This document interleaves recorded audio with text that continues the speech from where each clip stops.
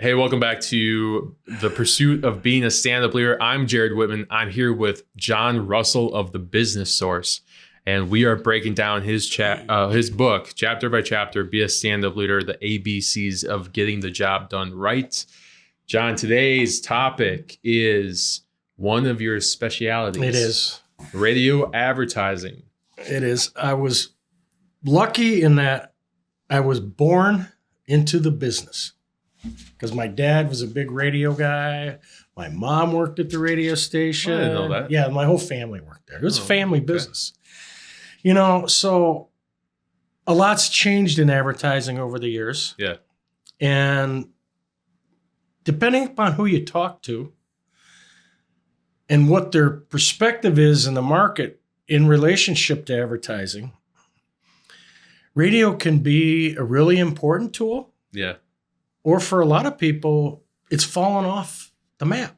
Yeah, I agree with that. Yeah, you're more of a digital guy.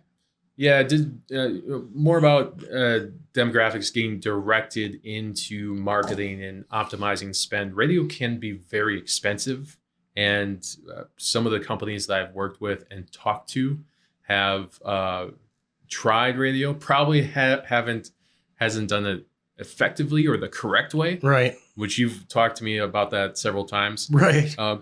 But there's a couple people that I've networked with that said that radio does great. And so there's this huge fluctuation between whether radio works or it doesn't work. For me, I personally don't recommend it, but I also don't know how to buy for it. I also don't really know what we're looking for and what an effective marketing strategy looks like utilizing radio as a tactic. Right. So that's why I lean on you. Sure.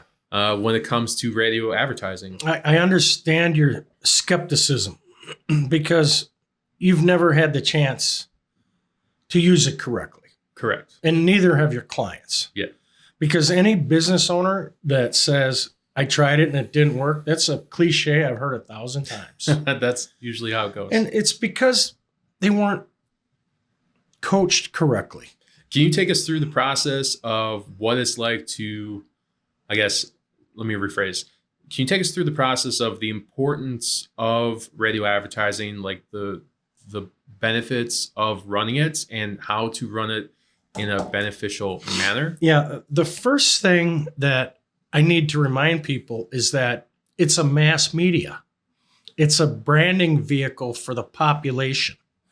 It isn't a narrowcast. Right. It isn't a bullet in a target. Yep. If you want to brand your business to the public, to the general population, you can target by format because formats in radio are musically oriented and then they're talk oriented. Right. In most cases. Yep. There's sports talk, there's regular talk, and then there's contemporary hit radio, there's top 40, there's country, there's adult contemporary. There's about 5 or 6 different musical genres that are, in a way, targeting by themselves. Okay. If you want to reach 12 to 17-year-olds, it's very easy to run a campaign on a top 40 radio station and get results. Yeah.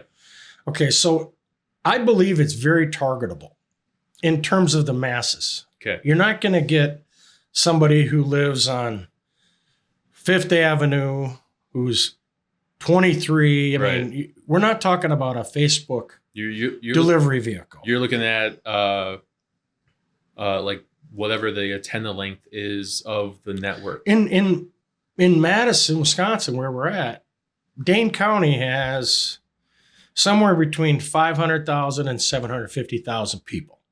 Okay. Depending upon how far you go out. I think the metro population as Madison is 400,000 or 500,000. Okay. Maybe a little less. I only know, like, I don't know apartment renters. So, Yeah. like, I know there's like 130,000 homeowners Yeah. that fit a certain demographic level. So let's just say the population is 500,000. Sure. It's a pretty good sized audience. Yeah. If you're in a business, and we tend to talk a lot about home services companies because they're popular Yeah. business category that's needs help with marketing. Mm-hmm. They're interested in homeowners within a 30-mile radius of the city. Right. That's a lot of people. Yep. That's a lot of homeowners. And we talk about sufficiency. Is there a sufficient number of people in that audience that you're advertising to generate a result that will create an ROI for you? Okay. Yeah. It's not that difficult. Right. Most businesses only need 10 new customers or 20 new customers, because if you got an average ticket of $20,000 Right. and you get 10 new customers, that's a lot of new business. Yeah. And one thing leads to the next. The reality is it's easy to target and it can be extremely affordable. So when you say easy to target, I just want to confirm that you're just talking about mass targeting. Population. Yeah. Like country music fans. Yep. Very popular format. Yep. Morgan Wallen is a big country star. He's coming to Madison. He's going to play in Camp Randall for 70,000 people. Okay. His tickets will sell out. Yep. Just like that. Boom. Because there's a lot of people who are into that. That's a good target audience to begin with. Okay. Because they have money, they're employed, they own houses, they drive cars. It's a very sufficient demographic. Okay. And the lifestyle means that they have a propensity to purchase. Okay. Same thing can be said for classic rock formats. A lot of people like music from the 70s and 80s, but they're a little older. They're like me, 45 to 64. Okay. That's a great audience to target because they have money. Yep. They're in the age of acquisition. You know, they got money to spend. Right.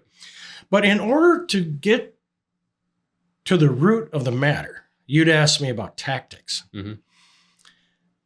And you said that radio advertising can be expensive.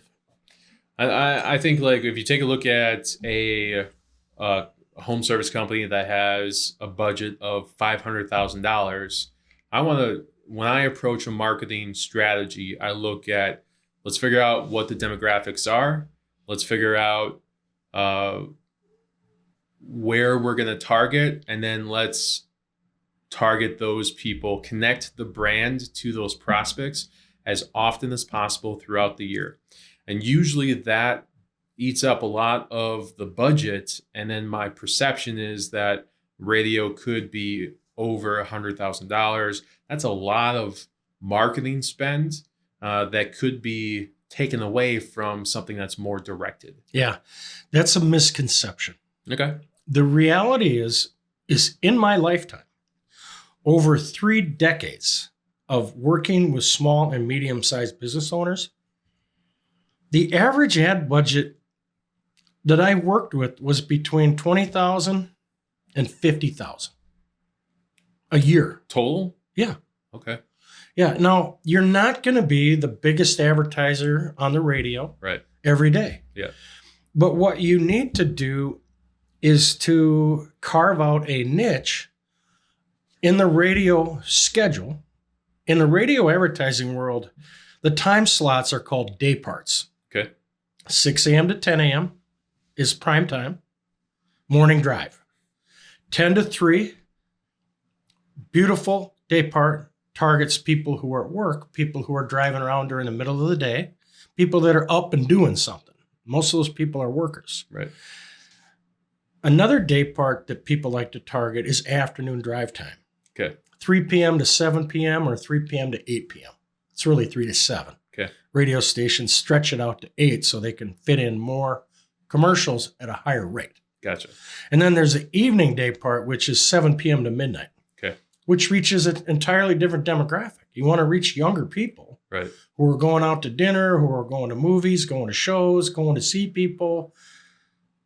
It's an easy way to target a very active lifestyle, people who have disposable income for not a lot of money. Right. The other day parts that I focus in on are Saturdays, Saturday morning, 6 to 10. Very ambitious time for people who work Monday through Friday. They're out running errands on Saturday. A lot of radio is in-car listening. Right. And today, really, that's more about what I'm concerned with. I don't look at radio as an in-home delivery vehicle very much. Okay. Although there's some, it's really about in-car. Do you think that the advancements in audio delivery content, it has affected radio or will affect radio. And what I mean by that is, you have paid streaming music that doesn't really have podcasts, Sirius FM. Yeah. So there's all these Pandora, all these opportunities of stations that Spotify may or may not have commercials. Right. There are other channels that are broadcast now digitally that are delivered to your car. They make up about 19% of the listening audience. Okay. So the recent research, I've been studying this quite a bit because I'm always trying to stay up with the trends in terms of demographics and media usage. Yeah. We're still able to reach about 90% of the population. Okay. Now, they may not spend as much time with a given radio station because they may be switching around between podcasts, Sirius, whatever. Ebooks is another one, Audible. Yeah. There's a lot of things that people can listen to. So the radio station that you partner with has to have a compelling format. Okay. It has to have a compelling program. It has to have the kind of music that I want to listen to. It has to have the kind of talk that I want to listen to. It has to have the kind of sports talk I want to listen to. There's certain things that over-the-air radio delivers that a lot of these other channels can't. Okay. And so what happens is if you can't be a big player across all the day parts, you select a day part. Okay. Pick a segment of time out of a given day.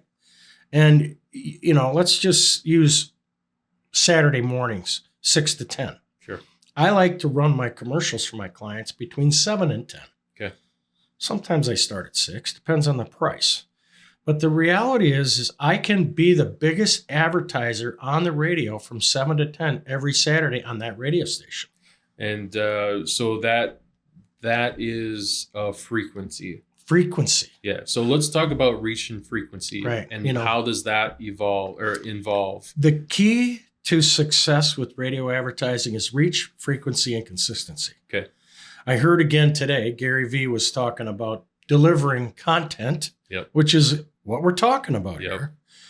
And his big thing is you can be a big player and not be consistent. And a small player who's consistent like us will move ahead of them instantly. Consistency is so important. Maybe not every day, but maybe every week. Maybe every other week. Yeah, I think like as channels get started, there's not a lot of time to create content. But I think it's very important to have a platform and have a medium that allows you to share the value you have with people that are looking for the value that they're looking for. And then personal opinion, getting on video allows you to connect and build relationships with people. So going back to content, the more you can get your content out there, the larger the reach you can create. And that goes back to reach and frequency when it comes to a radio station. And I think reach and frequency is important. Consistency is key, is important across the board when you look at any marketing tactic and campaign. You want to make sure that you are continually getting your brand in front of the customers that are most applicable to afford the services or products that you have to offer. And you want to do it in a consistent manner. I hear what you're saying. I want to get back to reach, frequency, and consistency in a second, but I want to address one thing that you mentioned, which is there's a lot of channels. Yeah. You can't watch YouTube in your car when you're going to work. You can listen to it. I don't know anybody that does that. I do that. I've never seen anybody do that. I do that. I know, but you are an aberration. Okay. Well, you're a video guy. Yeah. There's a lot of things that you can't do and take in during the day. Now, maybe when you're at work, you can spend a lot of time on social media. Yeah, a lot of people do. Yes. I think there's the, we're going to have this disagreement here. I think like, You can listen to, even though a video is playing on my phone, I'm not watching the video. I'm listening to the video. Right. So it's just I'm like not a saying it's regular not podcast. possible. I'm saying this is my opinion. Oh, okay. Majority of the population is not listening to YouTube in their car. That's and I can probably do some research. I don't have any data. Well, I can only tell you from experience. That's fair. Okay. But here's the cool thing about this podcast, John. I know, because you are an old guy, and I'm a young guy. I love your perspectives. We're gonna have different perspectives. Okay, so the other thing, and I'm gonna be an advocate for radio here, is radio reaches people when they're out and about. It reaches people when they're out doing stuff during the day. Yeah. There's a term in advertising called recency, which is which commercial did you hear or were you exposed to most recently? Radio has the highest rate of delivery for recency because it reaches people when they're out and about, when they're doing their shopping, physical shopping, not on Amazon. Right. So let's come back to that. Let's talk about reach, frequency, and consistency. Yeah. So let's just say, for the sake of discussion, we've identified our audience. And which, by the way, it's so important for companies to understand the demographics of their customers so that they can get directed, shoot single bullets, aiming at, getting very specific directed, audience, specific marketing tactics and strategies, optimizing your budget to hit your demographics. Whereas if you just don't know who your demographics are, you're just flailing money around. Right. No, the radio world that I grew up in provides all that data. I didn't mean to cut you off. Let's go back to... No, it does. It provides all the demographic data you want. Way more than you need. So let's just say we've identified the radio station. We've identified the audience. We know it's a good fit. Yep. So that we got the reach covered. So the other two elements of radio advertising are frequency and consistency. Yep. Here's an advantage that radio has over almost every other medium, which is I can deliver a commercial message very affordably, most economically compared to every other channel. Can you talk about what that looks like? I'm delivering a 30-second commercial to a listener, and I want to reach them at least 3 times a week. Okay. See, in radio, I can pretty much be assured with the statistics and the ratings and the science behind it that if I run 7 commercials a day, 3 days in a row, it's 21 times a week. Yep. I prefer 30-second commercials. Yep.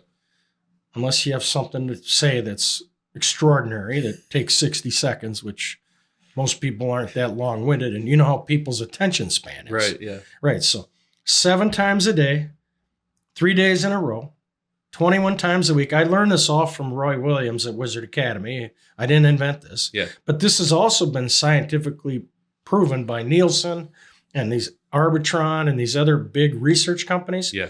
21 times a week. If you can afford to be on for 52 weeks in a row, fantastic. Yep. That's going to run you about 50 grand on a medium-sized station. Okay.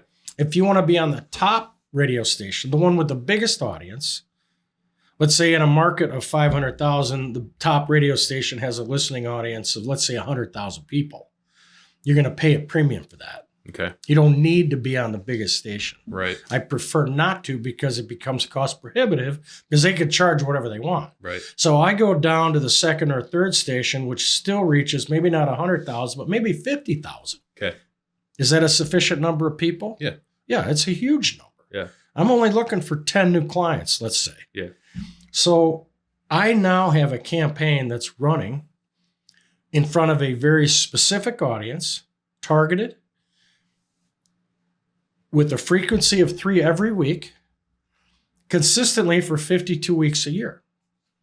If I put that campaign in place for 12 months or 24 months or 36 months, and I know I can afford it because I'm branding my business, your frequency jumps up huge, okay, dramatically. It goes from 3 to 15 to 70 times. Okay.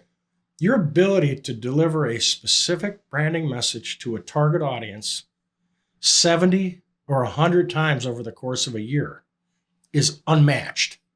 You can't do it with TV because the audience isn't there exactly like that every day. Right. Programs change every day. Yep. Social media doesn't work that way. Right.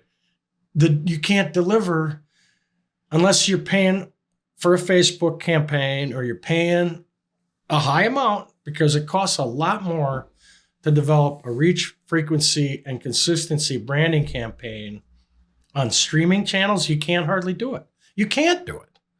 Can't reach an audience. You can't run 3 commercials, 7 commercials a day, 3 days in a row. Can't do it. Can't afford it. It's a. I don't have any I know. data or research. The point is you can't do it. Well, your opinion is you No, can't do it. not my opinion. I'll put this challenge up to anybody out there. If you can show me that you can generate reach, frequency, and consistency, a weekly frequency of 3, and maintain it for 52 weeks a year, and still be under 50,000, I'd be shocked. That's a challenge. Okay, so reach, frequency, and consistency is the way to go. So if you can't afford to be on big time Monday through Friday, then dominate a particular day on a Saturday. Be the biggest advertiser on Saturday from 10 to 3. Yeah. If you're a retailer. I've had clients that just want to run on Sundays. Mm-hmm. And the deal that car dealer had was $10 per 30-second commercial. He run 10 30s every week on Sunday. Well, car dealerships are closed on Sunday. Right. But what day do people want to go around to the lots and shop without being bothered by a salesperson? Sundays. Yeah, so he's right there with them. He ran that campaign, 10 commercials a day, $10 a piece, $100 a day. Yeah. His annual investment times 52 weeks, $5,200. Right. For a full-fledged branding campaign for a major car dealer. Was he in the lobby writing down the license plates and then call? No? He was just very successful. All right. Because he reached all the people who were out shopping on Sundays. Right. It was a great strategy. Yeah. For an incredibly low price. Which I think that was a good deal. He did get a good buy. I don't know. You can find something so for $10. That's a great point. And here's how you get better rates.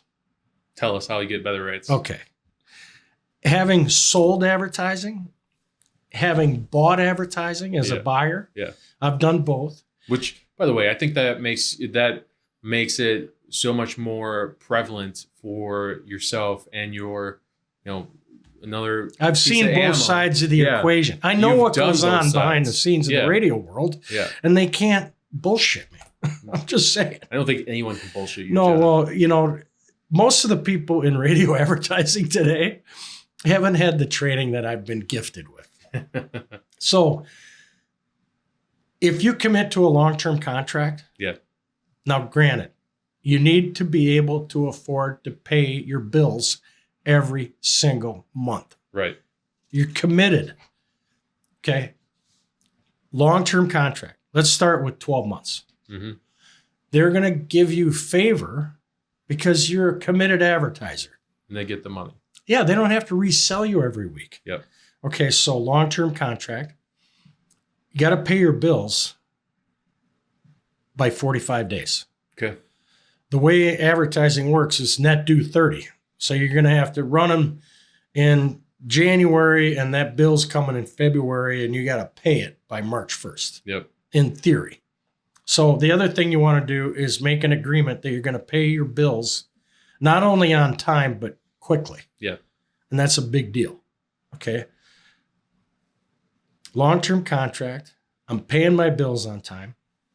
The other thing that I do to negotiate better rates, these are really insider tricks of the trade, is I allow them to move my commercials around so they can put in a different advertiser who wants to pay more in my slot. Yeah.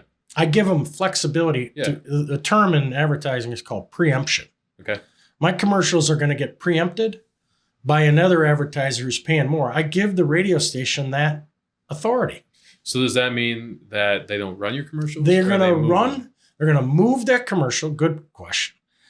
When your commercials get preempted, this happens in television a lot. It happens in radio occasionally. Mm-hmm.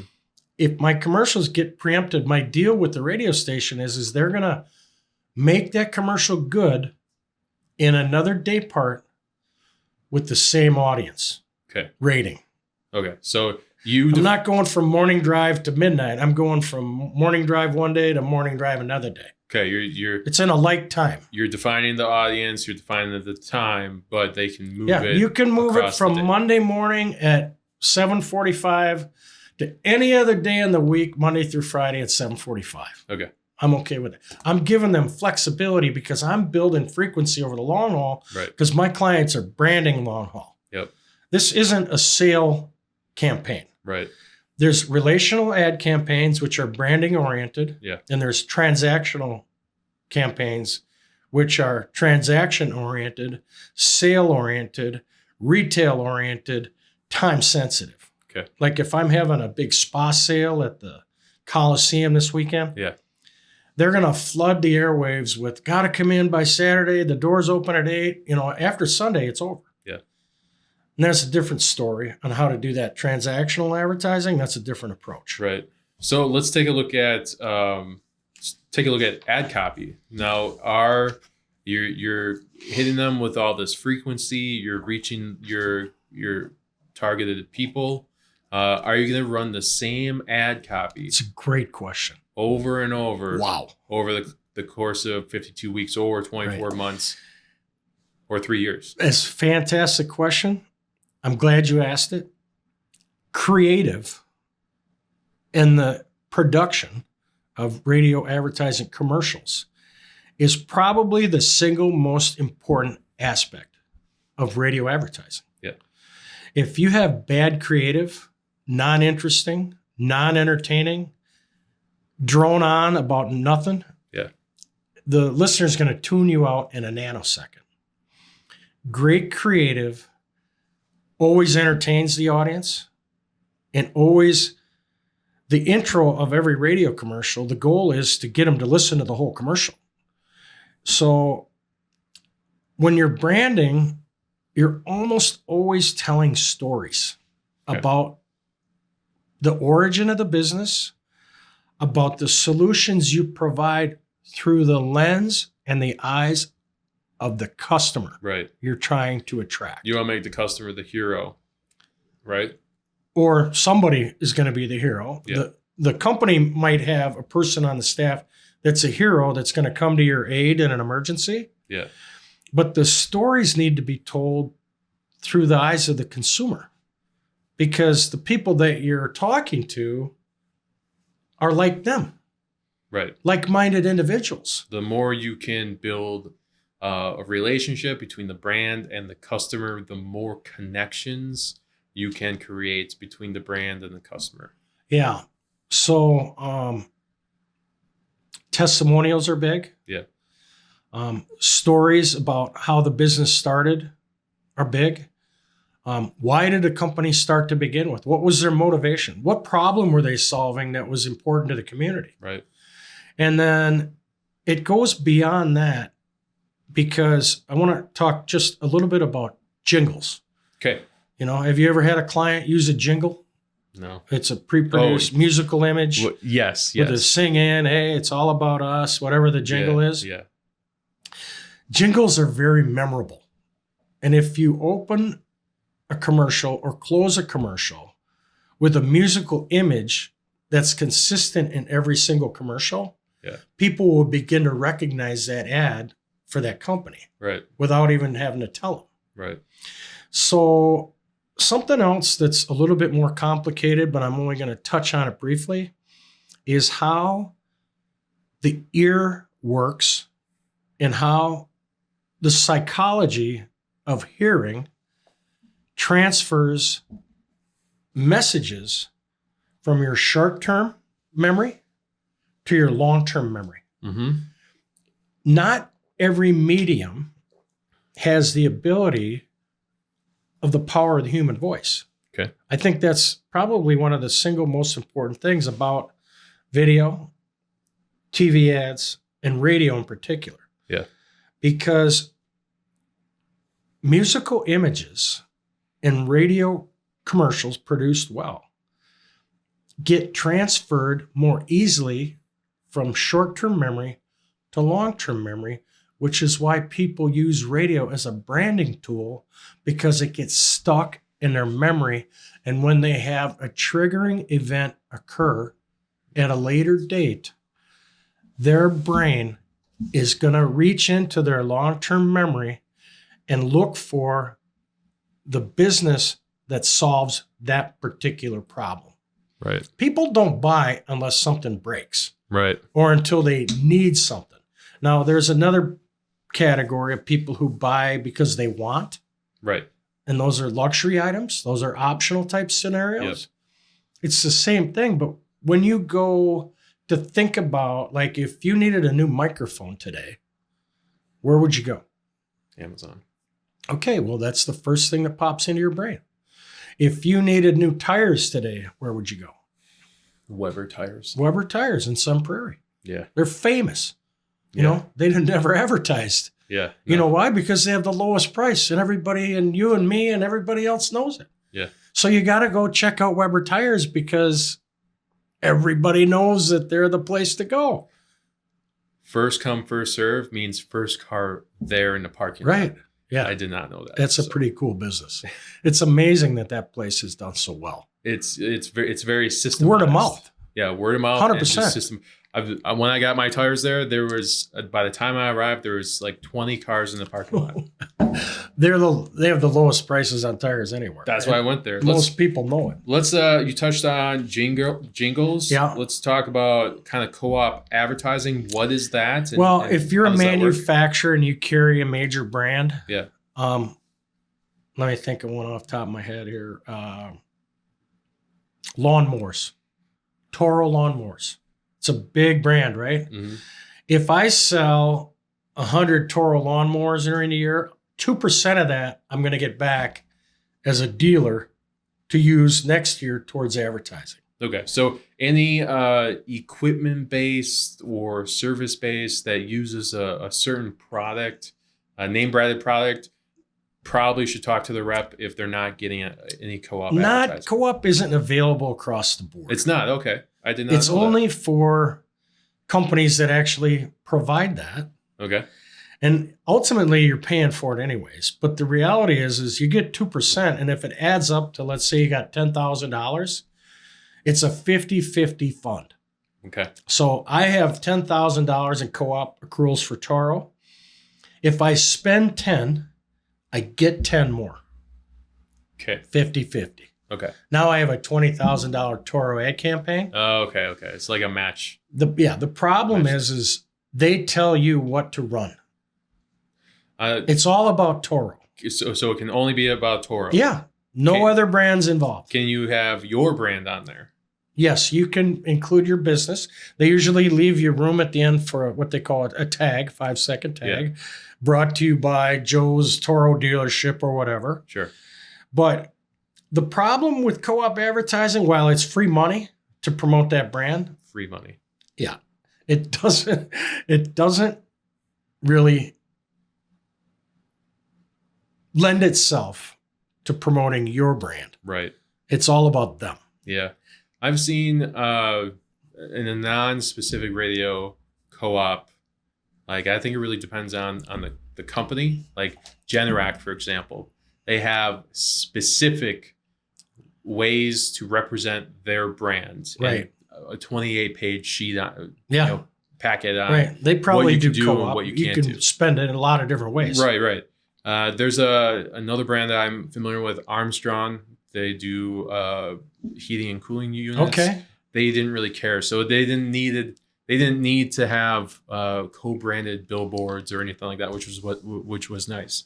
But I think it really depends on. Yeah, I think another HVAC company that does co-op advertising is Carrier. Yeah. Yep. I've been involved with a Carrier brand in the past. Yep. And you can use it in a number of different ways, but it really can lend itself Right. And sometimes they'll allow you to write a custom commercial and submit it for their pre-approval. Yeah. And I do that all the time. Yeah. Because then I can give my client more time in the commercial. Right. And it's not just all about Carrier. It's all about Carrier and my company. Right. Right. And that works out really well. Yeah. Hey, you have accruals here. What do you mean by that? That just means how much let's say I buy 100 Carrier furnaces. Oh, so it's related. I'm going to get to co-op. 1% back. Gotcha. Okay. And that's an accrual. Gotcha. So you can call the manufacturer and say, hey, what are my accruals? I bought 100 furnaces last year. And they're going to go, well, you get 2% of everything that you purchased. Right. And that was $200,000 to run the numbers. Yeah. Yeah. And so co-op can be a valuable tool. Yeah. If you're in that type of a business where you're dealing with a national name brand. Right. But 9 times out of 10, I'd rather just focus in on the business. Right. And not all the brands that they carry. Right. But co-op advertising is a good way to get additional coverage for a little bit of money. Right. Half price is Right. about what it amounts to. Yeah. So the keys to successful radio advertising: reach, frequency, and consistency. You have to dominate a day part, and you have to be long-term in your thinking. And you have to be in a position where you can sustain your investment. Yeah. Over the long haul, and I'm talking 36 months. Yeah. It takes about 3 years for me to turn a campaign into a solid ROI. First year, gaining traction. People haven't heard of you yet. You're not a household name. You're not on the positioning ladder in people's minds. You're just starting to get into the game. You're trying to build a relationship. Yep. Year 2, people are starting to become familiar with your name. Familiarity is a lot because people like to do business with people they're familiar with. Right. So year 2, it's like, hey, I've heard of them before. Sounds like a good choice. Let's check them out. And year 3 is, I've told my story enough now so that people kind of know what I stand for. Yep. And by telling your story of your product solutions and your commitment to customer service, backed up by testimonials and word of mouth, and then all the other advertising channels that we talked about, Right. social media, Direct print, mail. direct mail. Now you really are utilizing radio as an investment in a tool Yeah. that's affordable as part of a bigger plan that may include other media as well. Right. You can do it with radio alone, but like you pointed out, if you've got a bigger budget, you don't have to put it all on radio. Don't put it all in one stock, Yeah. I certainly would not put all the eggs in one basket. No. I think differentiating. but have a branding campaign where you know you can generate an effective result. Right. And I'm not convinced, and this is where we go around on it, Yep. that a digital campaign has the same power of radio, television, and video.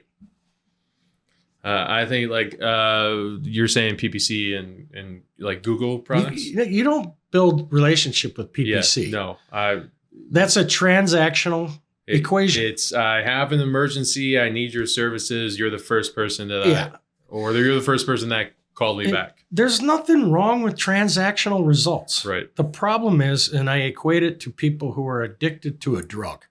Yep. And they've got to have it because they built their business on it. They're so reliant on it. If they cut that cord, they're afraid they're going to go south. I have a client that's like that. Did you say that's where we differ? I agree with you that people should not sink money into PPC or Google products as their main source of marketing tactics. I think differentiating across several different marketing links in the marketing chain to create that connection, Right. the relationship between the brand and the customer, Right. that's going to be the most effective manner. I have a client that is sinking a lot of money into PPC, and I am telling him that it is not the right way to build a relationship with the customer. It's okay to have that as part of your marketing plan. It cannot be the sole thing. That's what happens is they're 100% reliant on that. A lot of customers I'm talking to, we're going off the deep end here, but a lot of customers I talked to over the course of the year, all they knew from a marketing standpoint is to buy leads through Google. And that is the wrong way to go about your marketing strategy. I'm going to tell you the truth. All advertising done correctly will work 100% if it's done correctly. The problem that people have, and when I hear people tell me that I tried radio and it didn't work, I mean, that makes my hair stand up. Yeah. Because somebody who was involved in educating them about radio advertising failed. They did not show them the correct way to make it work. Right. I can make radio work for any business. Okay. Affordably. Yeah. And I guarantee it. Now, you're not going to run into many people who will guarantee results with a media ad campaign. Yep. I'm fortunate because I've won and lost enough games to be able to say, we're not going to make the mistakes that cause you to feel like it didn't work, because my reputation relies on my ability to deliver results. Right. Not later. Right. But right now. Yep. Every time. And there are times when if the business owner isn't ready to make the commitment to do it correctly, then they shouldn't do it. I agree. I've walked away from clients that said, here's what my capabilities are. I'm like, you're not a good fit. Right. You're going to fail. And I will not let my clients invest money in ad campaigns that are destined for failure. Yeah. I don't have that luxury. I'm not interested in that. I don't like to lose. Therefore, I'm going to lay it out in a way and show them how to do it correctly. Great creative, reach frequency, and consistency. All right. That's it. Good kind of. I think this was a good conversation overview on radio advertising. We talked about some other stuff. Having not executed upon a successful radio advertising campaign, you haven't been in that environment. I haven't been in that environment, so I can't back it. And but that's a cool thing about what we have going on here. Right. Couple different perspectives. Two different perspectives. And there's nothing wrong with that, in my opinion. Okay. We may do a deeper dive into radio at a later date when I can really expand on what we talked about today. Sure. But I think the key is if you're a business owner out there and you're thinking about new ways of effective advertising that generate results, real results, you should probably give me a call, because I'm probably the only guy you're going to meet today that's going to be able to show you how to invest in a radio ad campaign, a branding campaign that builds relationship with your audience over time. It's not a quick fix. But what advertising is a quick fix? Pay-per-click. Pay-per-click is a quick fix. If you want to take the now buyer, it's a perfect vehicle for that. Want the now buyer. And probably have some PPC and along with your radio campaign. That way you're working both angles. No. Don't do that. It's a fun subject. Thanks for being with us today. I'm here with Jared Whitman, owner of Whitman Media, ace marketer, ace videographer. If you need video help, Jared's your guy. John Russell, owner of the Business Source, author of Be a Stand-Up Leader, the ABCs of getting the job done right. And our podcast is The Pursuit of being a stand-up leader. We're glad you're here today. If you like what you see, please like and subscribe and share it with others. And we're here to help. If you have questions, by all means, give us a call. Thanks for being with us.